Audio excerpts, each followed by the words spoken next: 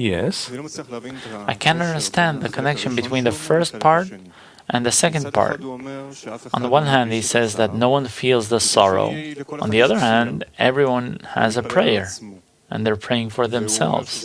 And he says that's not a good idea. You should pray for the collective. Yes. So where does this prayer stem from for each of us if we don't have the sorrow? If you don't have the sorrow, then it would only be through blows, only through suffering.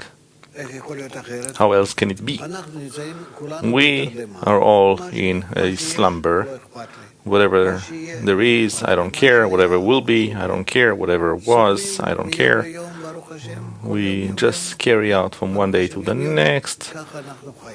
Thank the Lord for each day. This is how we live, living without a purpose, without that goal that the Creator has set before us. As to the people of Israel, that we have to reach connection between us and show this connection to the whole world, so that in the end everyone will connect with everyone.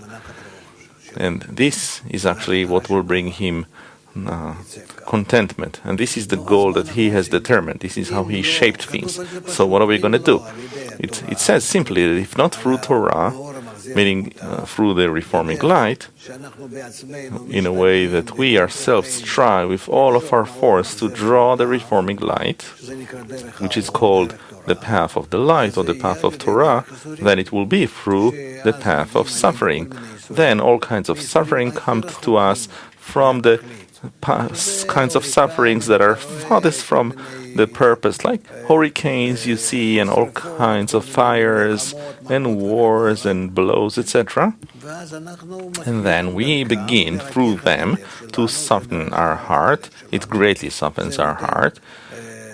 It makes a person be impressed and excited and become more sensitive, more soft.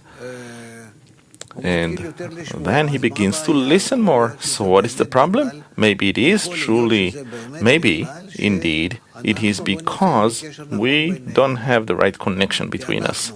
Because we, the human system on the face of the earth, are the uppermost, the greatest system that determines everything. And in our relations, we determine that the entire planet will come out of balance. It comes out of balance because we are not correctly connected between us. This is what the wisdom of Kabbalah says. Now, the question is, are we going to hear it or not? I see that even we do not quite hear it. So, maybe we can define in a good way what Kedusha means and what it means when it's in the dust. Kedusha, holiness, is very simple. Love your friend as yourself. That is sanctity.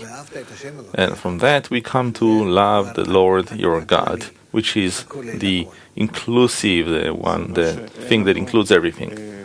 This means that we don't have a chisaron to love the friend as yourself? Of course we don't have it. I have to rise above my desire, above my individual love, in order to be in the collective love, in the love of others. I cannot love this as well as that. I have one desire, and this desire, what is this concerned about? Either for myself or for others. It cannot be any other way.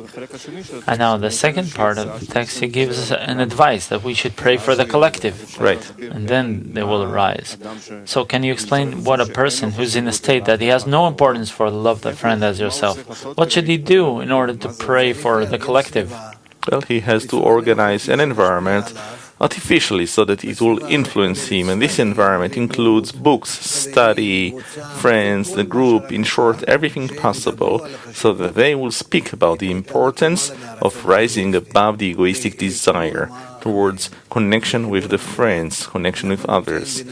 We are at that point where we cannot move. Why can't we move? Because when we rise a little bit above it, the Creator adds a little bit to our ego. And we do a bit more. We try, we really invest, and he adds a little bit more of an ego. We have not yet reached the quota, where he has to add, let's say, 100 kilograms of heaviness, and we have to rise above those 100 kilograms of heaviness.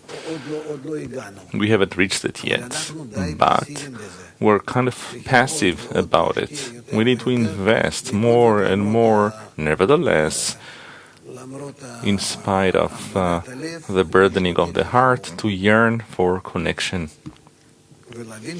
and realize that this is the purpose of creation. By that we correct the world, and we correct humanity, and we correct nature, we correct everything. By that, all in all, we are creating a system where the Creator can clothe in and enjoy, and we're bringing Him contentment. So what else can we do here? Okay? Yes, Moshe.